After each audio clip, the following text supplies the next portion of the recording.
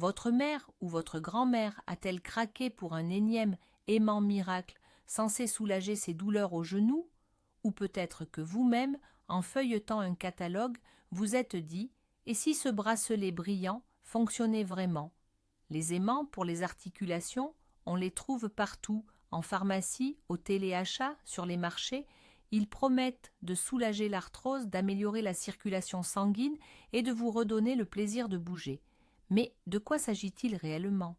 D'une technologie de pointe que le corps médical nous cacherait? Ou de l'une des plus grandes supercheries de la médecine alternative? Aujourd'hui, nous allons mener une enquête approfondie. Nous allons nous introduire dans les laboratoires, décortiquer les recherches que les vendeurs se gardent bien de mentionner, et enfin, nous apporterons une réponse claire à cette question. Les aimants pour les articulations, effet placebo ou véritable aide, je vous le promets, à la fin de cette vidéo, vous n'aurez plus aucun doute. Avant de plonger dans les études modernes, faisons un petit voyage dans le temps. L'idée de soigner les maux avec des aimants est vieille comme le monde. Déjà dans l'Égypte ancienne et en Grèce, les guérisseurs utilisaient des aimants naturels, convaincus de leur pouvoir mystique. Hippocrate, le père de la médecine, décrivait déjà leurs vertus anti-inflammatoires. Au Moyen Âge, le célèbre médecin Paracelse prétendait que les aimants pouvaient littéralement extraire les maladies du corps. Mais le véritable engouement a lieu au XVIIIe siècle grâce au médecin autrichien Franz Mesmer. Il a élaboré toute une théorie sur le magnétisme animal, affirmant que l'univers était traversé par un fluide invisible et que les maladies résultèrent d'une mauvaise répartition de ce fluide dans le corps. Mesmer organisait des séances où il passait des aimants au-dessus de ses patients, rencontrant un succès phénoménal. Bien que sa théorie ait été discréditée plus tard et déclarée pseudo-scientifique, l'idée du pouvoir guérisseur des aimants s'est ancrée dans l'esprit des gens et a survécu jusqu'à nos jours, se transformant en une industrie pesant plusieurs milliards. Alors, qu'est-ce qu'on nous promet cette fois-ci? Il suffit d'ouvrir n'importe quel site qui vend ces fameux bracelets magnétiques, ces semelles ou ces genouillères pour tomber sur toute une liste d'effets miracles. Les fabricants assurent que leurs produits peuvent soulager la douleur, diminuer l'inflammation, accélérer la guérison des tissus et même améliorer notre sommeil. Mais le point crucial, c'est l'amélioration de la circulation sanguine. Soi-disant, le champ magnétique agit sur les ions présents dans notre sang, ce qui forcerait nos globules rouges à se déplacer plus vite et à apporter plus efficacement l'oxygène aux zones douloureuses. Ça sonne très scientifique et plutôt convaincant, n'est-ce pas? La publicité, d'ailleurs, nous montre souvent des petites animations où les globules rouges, agglomérés en paquets, se dispersent joyeusement grâce à l'aimant et filent à toute vitesse. C'est une image visuelle forte qui marque les esprits. Pour le consommateur qui souffre de douleurs chroniques et qui est lassé par les médicaments, cette solution simple et sans danger semble être la panacée. Mais permettez-moi de m'arrêter une seconde et de me demander, derrière ce joli tableau, y a-t-il vraiment le moindre fondement scientifique sérieux? Voyons un peu ce fameux mécanisme scientifique que nous vendent les commerçants. L'idée centrale, c'est l'interaction entre l'aimant et le fer présent dans notre sang. On nous a appris à l'école que l'hémoglobine, cette protéine essentielle des globules rouges qui transporte l'oxygène, contient effectivement du fer.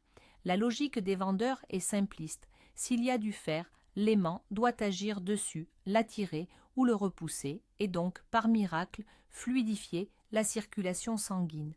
Mais il y a là une erreur fondamentale, un détail que ces marketeurs ignorent, ou qu'ils s'abstiennent volontairement de mentionner. Le fer dans l'hémoglobine se trouve dans un état très spécifique. Il possède ce qu'on appelle des propriétés paramagnétiques. Pour le dire simplement, il réagit très, très faiblement au champ magnétique. Tellement faiblement que pour observer le moindre effet, il faudrait un aimant des dizaines de milliers de fois plus puissant que celui de n'importe quel bracelet. Un aimant d'une force comparable à ceux utilisés, par exemple, dans les appareils d'IRM, l'imagerie par résonance magnétique. Si les aimants des bracelets avaient un tel impact sur notre sang, alors une simple IRM serait potentiellement mortelle, ce qui heureusement n'est pas le cas. Par conséquent, l'affirmation principale selon laquelle ces aimants activent la circulation ou soignent est tout simplement contraire aux lois fondamentales de la physique et de la biologie. Bon, d'accord, peut-être que ça ne se résume pas uniquement au fer. Certains adeptes de la magnétothérapie évoquent une action sur les ions, les influx nerveux ou même les fameux méridiens énergétiques. Mais là, nous entrons clairement dans le domaine très glissant de la pseudoscience. La science, à ce jour, n'a jamais localisé ces prétendus méridiens énergétiques dans le corps humain. Quant aux influx nerveux, oui, ce sont des signaux électriques. Et, théoriquement, un champ magnétique puissant et variable pourrait interagir avec eux. Cependant, c'est ici qu'une distinction essentielle s'impose. Il existe en réalité deux grandes familles de magnétothérapie. Le premier, c'est l'utilisation des aimants statiques. Ce sont de simples aimants permanents que l'on retrouve dans les bracelets ou les ceintures. Leur champ est fixe, ils ne bougent pas. Le second type est la magnétothérapie pulsée, souvent appelée PMPT-thérapie. Dans ce cas, on utilise des appareils sophistiqués qui génèrent des champs électromagnétiques variables et pulsés. Cette dernière méthode est d'ailleurs réellement employée en médecine officielle, notamment en physiothérapie, pour accélérer la consolidation des fractures, par exemple. Mais attention, c'est une procédure complexe, encadrée, qui n'a absolument rien à voir avec le simple fait de porter un petit aimant au poignet. Or, les vendeurs de ces fameux bracelets mélangent souvent sciemment ces deux concepts. Cela crée chez l'acheteur la fausse impression que leurs produits de consommation possèdent la même efficacité médicale, prouvée que les traitements hospitaliers. Comment, en médecine actuelle, sait-on si un médicament ou un traitement est vraiment efficace? Il y a ce qu'on appelle l'étalon or. C'est l'essai clinique en double aveugle contrôlé par placebo. Ça a l'air compliqué, mais en fait, c'est très simple. On prend un grand groupe de patients qui souffrent de la même maladie. La moitié reçoit le véritable traitement et l'autre moitié reçoit un faux médicament, un placebo, qui a exactement la même apparence mais ne contient aucune substance active. Et c'est là que c'est important. Ni les patients, ni même les médecins qui administrent le traitement ne savent qui reçoit le vrai médicament ou la pilule inactive, et ce, jusqu'à la fin de l'étude. C'est ce qu'on appelle la méthode en double aveugle. Cela permet d'éliminer complètement les facteurs psychologiques. D'un côté, l'effet de la croyance du patient en sa guérison, et de l'autre, tout éventuel biais ou préjugé du médecin. Une fois l'essai terminé, les scientifiques comparent les résultats entre les deux groupes.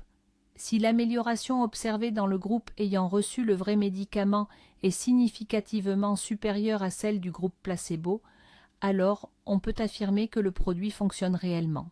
C'est exactement ce genre de preuve, ce filtre scientifique, que les produits, comme les bracelets magnétiques, par exemple, devraient aussi passer pour prouver leur efficacité. Bien sûr, des études de ce type, il y en a eu, des dizaines même, et les conclusions se résument en un seul mot, décevantes. Prenons l'exemple d'une des enquêtes les plus connues et les plus vastes. Elle a été menée en 2009 par des chercheurs de l'Université de York, en Grande-Bretagne. Ils ont recruté près de 200 patients souffrant d'arthrose et les ont répartis en plusieurs groupes.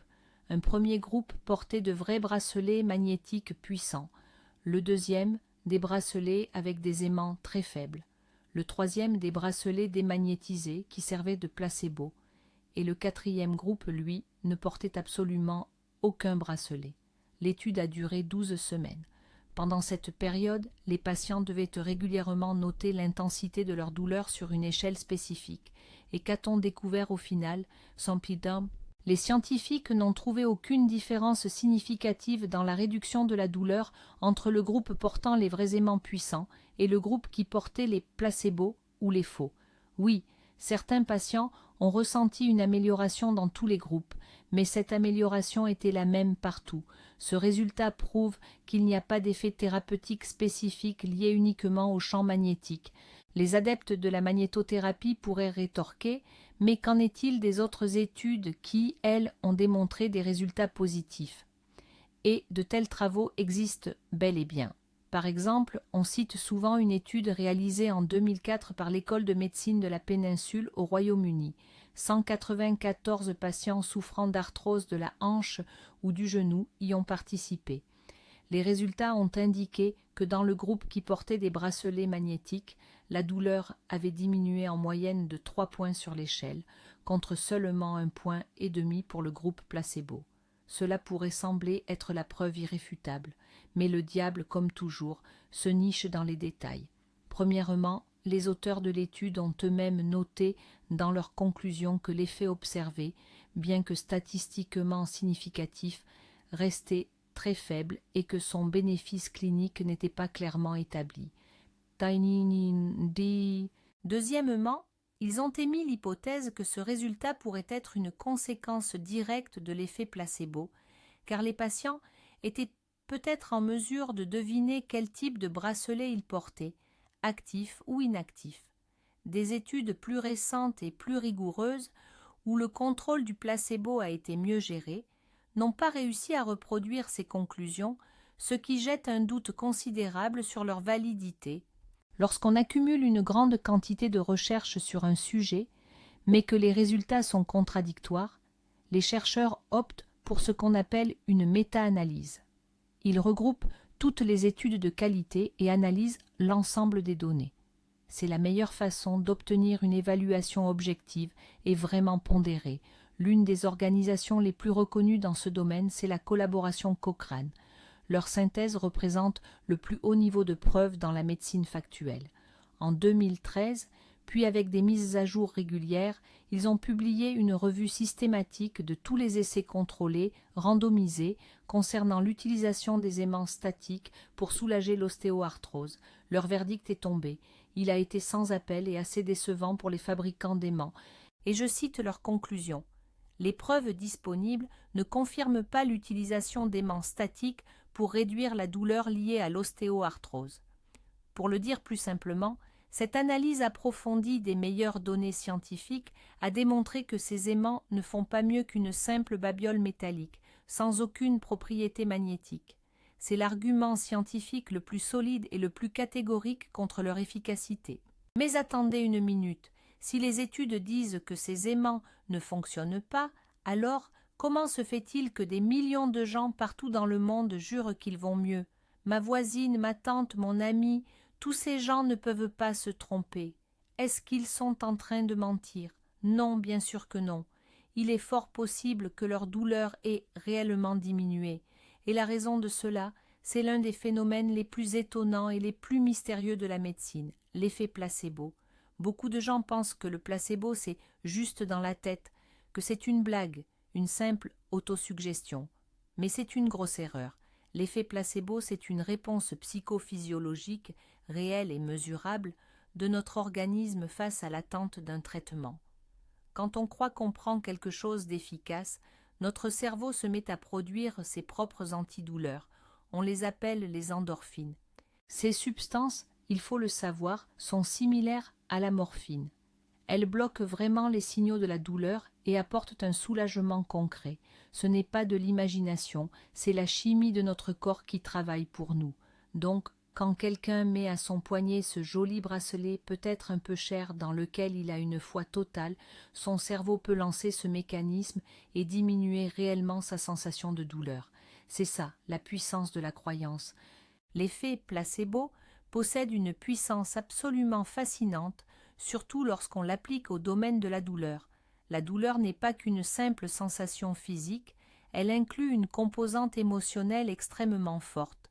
Notre perception de la douleur dépend énormément de notre état d'esprit, de nos attentes et bien sûr de notre conviction profonde.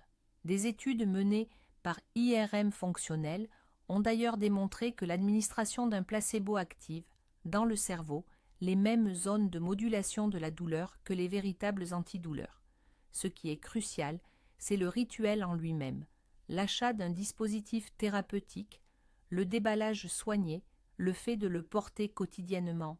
Tout cela génère chez le patient une attente puissante de soulagement. Mieux encore, plus le placebo est onéreux et semble pseudo-scientifique, plus son effet est amplifié. Un bel emballage, des instructions complexes, un prix élevé, tous ces éléments augmentent la confiance du patient et par conséquent la réponse physiologique de son organisme. C'est pourquoi un bracelet magnétique coûtant 50 € a de grandes chances d'aider davantage qu'un simple aimant de réfrigérateur. Pourtant, d'un point de vue purement physique, leur action est rigoureusement identique, c'est-à-dire nulle. Les fabricants, qu'ils en soient conscients ou non, exploitent largement ce puissant mécanisme psychologique. Eh bien, nous l'avons compris, les bracelets magnétiques n'ont aucune preuve scientifique. Tout effet positif est fort probablement dû à l'effet placebo. Mais alors, pourquoi cette croyance reste-t-elle si tenace? C'est là qu'entrent en jeu quelques pièges psychologiques dans lesquels nous tombons. Le premier, c'est ce que l'on appelle le biais de confirmation. Notre cerveau est ainsi fait. Nous avons tendance à chercher et à remarquer uniquement les informations qui confirment ce que nous pensons déjà et à ignorer tout ce qui pourrait contredire nos croyances. Prenez quelqu'un qui a acheté ce bracelet magnétique et qui y croit. Il va se concentrer sur les jours où il se sent mieux et il dira aussitôt « Ah, voilà la preuve, c'est bien le bracelet qui m'a soulagé. » Et les jours où la douleur revient ou s'intensifie, il trouvera une autre explication, une excuse. Ce doit être le changement de temps, ou bien j'ai trop forcé hier. Jamais il n'attribuera cela à l'inefficacité du bracelet, car cela détruirait sa conviction. C'est ainsi que dans son esprit, il se crée une image déformée de la réalité, où le bracelet est perçu comme vraiment efficace. La deuxième raison pour laquelle les gens croient aux vertus des aimants est intrinsèquement liée à la nature même des maladies chroniques, l'arthrite par exemple. La douleur dans ces cas-là est rarement constante. Elle évolue par vagues. Des phases d'exacerbation succèdent naturellement à des périodes d'accalmie ou de rémission. Maintenant, projetez-vous dans cette situation. Une personne souffre atrocement, la douleur est à son paroxysme. Dans ce moment de désespoir, elle décide de tenter le tout pour le tout et achète un bracelet magnétique. Et là, il se produit exactement ce qui se serait passé même sans le bracelet. La douleur, ayant atteint son maximum, commence naturellement à régresser. C'est ce que l'on appelle le phénomène statistique de la régression vers la moyenne. Mais bien sûr, la personne n'attribue pas cette amélioration à l'évolution naturelle de sa maladie. Non, elle l'attribue à ce nouveau remède miracle qu'elle venait tout juste de commencer à utiliser. Cette expérience s'ancre alors durablement dans sa mémoire comme une preuve irréfutable de l'efficacité du bracelet. C'est ainsi qu'elle va le recommander avec ferveur à son entourage, démarrant une véritable réaction en chaîne. Un autre aspect psychologique, plus terre-à-terre, est à prendre en compte, la dissonance cognitive et la justification des dépenses. Lorsque nous dépensons de l'argent pour quelque chose, surtout quand il s'agit d'une somme conséquente, il est psychologiquement très difficile d'admettre que cet achat était inutile. Cela génère un conflit intérieur. Pour le résoudre, notre cerveau se met en quête de justification. J'ai déboursé 80 € pour ce bracelet, il ne peut pas être inefficace. Il me semble que ma douleur au genou a vraiment diminué. Oui, définitivement, c'était un bon investissement pour ma santé. C'est un processus d'auto-persuasion subconscient qui nous aide à nous sentir mieux par rapport à la décision prise. Plus l'aimant ou l'objet était cher, plus forte sera la nécessité de justifier cet achat, et plus la personne cherchera à se convaincre et à convaincre son entourage de son efficacité.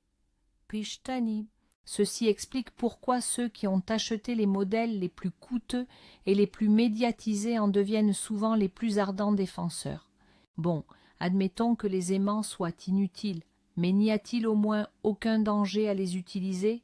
Dans la majorité des cas, c'est tout à fait vrai. Pour la plupart des gens, porter un simple aimant statique sur le corps est absolument sans danger. Cependant, il existe d'importantes exceptions. Il est formellement interdit d'utiliser des aimants pour les personnes portant un stimulateur cardiaque, un défibrillateur, une pompe à insuline ou tout autre dispositif électronique implanté. Le champ magnétique risquerait de perturber le fonctionnement de ces appareils vitaux, ce qui pourrait engendrer de sérieuses complications pour la santé. Leur usage est également déconseillé aux femmes enceintes par simple précaution, faute de données prouvant leur innocuité pour le fœtus. Mais le principal dommage causé par ces aimants est d'ordre indirect. En se laissant séduire par ce type de traitement alternatif, on peut se détourner d'une visite chez le médecin et refuser des thérapies dont l'efficacité est prouvée. Pendant ce temps, la maladie continue de progresser. La perte de temps, voilà le véritable danger inhérent à la croyance en ces soi-disant aimants miracles. Intéressons-nous maintenant à la façon dont ces gadgets sont commercialisés. C'est toute une industrie, je dirais, qui est bâtie sur la douleur et, surtout, sur l'espoir. La cible privilégiée, ce sont malheureusement nos aînés, les personnes âgées, ou celles qui souffrent de maladies chroniques. En clair, les groupes les plus vulnérables de notre société. La publicité, elle, utilise des stratagèmes particulièrement sournois. Tout d'abord, elle emploie un langage pseudo-scientifique. On entend parler de champs biomagnétiques, équilibre ionique ou encore de thérapie par résonance. Ces termes peuvent sonner très sérieux, très savants, mais ils n'ont en réalité aucun fondement scientifique vérifiable dans ce contexte. Deuxième point, l'utilisation massive de témoignages. On trouve toujours sur leur site des dizaines d'histoires, soi-disant authentiques, de personnes qui expliquent avec beaucoup d'enthousiasme comment un simple bracelet magnétique a transformé leur vie. Ces récits personnels ont un impact émotionnel bien plus fort que n'importe quel fait scientifique aride. Et enfin, troisième technique, ils citent des célébrités ou des sportifs de haut niveau qui utiliseraient prétendument ces aimants. Cela crée une aura de prestige et bien sûr d'efficacité. Toute cette machinerie marketing est conçue pour contourner notre esprit critique, pour faire pression sur nos émotions et surtout sur ce désir profond de croire au miracle. Si les aimants ne font pas d'effet, que faire contre les douleurs articulaires? Heureusement, la médecine moderne propose un grand nombre de solutions dont l'efficacité est prouvée, et ce n'est pas aussi compliqué qu'on pourrait le croire. Le premier point, et le plus essentiel, c'est le mouvement. C'est paradoxal, mais face à une articulation douloureuse, le meilleur remède reste une activité physique adaptée, des exercices spécifiques, la kinésithérapie, la natation ou le yoga. Tout cela permet de renforcer les muscles qui entourent l'articulation, d'améliorer l'apport en nutriments et de soulager la douleur. Deuxièmement, le contrôle du poids. Chaque kilo superflu crée une surcharge considérable sur les articulations des jambes et de la colonne vertébrale. Perdre seulement 5 à 10% de son poids peut réduire significativement les sensations douloureuses. Troisièmement, la physiothérapie ou la rééducation, des techniques professionnelles comme les ultrasons, la thérapie au laser et même, il faut le noter, la magnétothérapie pulsée réalisée avec un équipement spécifique en clinique peuvent apporter un soulagement réel. Contrairement aux simples bracelets, ces méthodes-là reposent sur de vraies données scientifiques. En dehors des méthodes purement physiques, il ne faut surtout pas négliger l'aide des médicaments, mais bien sûr toujours sous stricte supervision médicale. Il existe des anti-inflammatoires à la fois efficaces et sûrs, disponibles en traitements oraux ou sous forme de crèmes et de gels à application locale. Ces traitements permettent d'apaiser rapidement les crises douloureuses et de reprendre une vie normale. Par ailleurs, les chondroprotecteurs jouent un rôle important. Ce sont des compléments qui visent à protéger et même régénérer le tissu cartilagineux. Certes, leur efficacité fait encore l'objet de discussions, mais la base scientifique qui les soutient est incomparablement plus solide que celle de certaines méthodes alternatives, comme les bracelets magnétiques. Il ne faut pas non plus sous-estimer l'impact d'une bonne hygiène alimentaire. Une alimentation riche en acides gras oméga 3, poissons gras, huile de lin, en antioxydants, légumes, fruits, baies, et en collagène, bouillon d'os par exemple, peut considérablement aider à réduire l'inflammation générale du corps. En conclusion, il est clair qu'il existe un ensemble de mesures complètes qui portent réellement leurs fruits. Ce chemin demande bien sûr des efforts et de la discipline, c'est plus exigeant que de se contenter de porter un simple bracelet, mais le résultat, lui, est concret et durable, et non pas purement illusoire. Revenons une dernière fois sur la question de la magnétothérapie pulsée, histoire de mettre les points sur les i, une bonne fois pour toutes. La thérapie par champ électromagnétique pulsé, ou SUMP, est une méthode qui ne repose pas sur un champ magnétique constant, mais sur un champ variable, pulsé, avec une fréquence et une intensité bien définies. Les études montrent que ce type de chant peut stimuler l'activité des cellules responsables de la croissance osseuse et cartilagineuse tout en ayant un effet anti-inflammatoire. C'est précisément la raison pour laquelle ces appareils SUMP sont utilisés en milieu hospitalier et en centre de rééducation. Ils servent à accélérer la consolidation des fractures complexes et sont inclus dans la thérapie globale des arthroses. Mais le mot-clé ici, c'est bien appareil. Nous parlons d'instruments médicaux complexes, conçus pour générer des chants avec des paramètres précis et réglés au millimètre. Un petit aimant statique, glissé dans un bracelet ou une semelle, est physiquement incapable de générer un tel champ. C'est comme si l'on comparait la lumière d'une bougie à celle d'un laser. Les deux sont de la lumière, certes, mais leurs propriétés et leurs capacités sont radicalement différentes. Par conséquent, toute référence des vendeurs de bracelets au succès de la magnétothérapie clinique n'est rien d'autre qu'une pure manipulation. Penchons-nous maintenant sur un autre aspect fondamental, la liberté psychologique. Lorsqu'une personne s'en remet entièrement à un objet extérieur, que ce soit un simple bracelet, une amulette ou même un cachet, elle lui délègue, de fait, la responsabilité de sa propre santé. Cela crée inévitablement une dépendance. La dépendance se manifeste par des phrases du genre « J'ai mal parce que j'ai oublié de mettre mon bracelet ce matin » ou « Je ne pourrai aller mieux que si j'achète ce produit miracle ». Or, une telle approche retire à la personne tout rôle actif dans la gestion de son propre état. Pourtant, c'est précisément cette position active qui est la clé du succès, surtout face à la douleur chronique. Lorsque l'on prend conscience que son bien-être dépend avant tout de ses propres actions, que ce soit la gymnastique matinale, le choix d'une alimentation saine ou l'octroi d'un repos suffisant, on reprend véritablement le contrôle de sa vie. Renoncer à la foi dans les pilules magiques et les aimants miracles pour privilégier des méthodes réelles et scientifiquement éprouvées, ce n'est pas seulement choisir le traitement le plus efficace, c'est surtout faire un pas vers une relation plus consciente et plus responsable avec son propre corps et sa santé.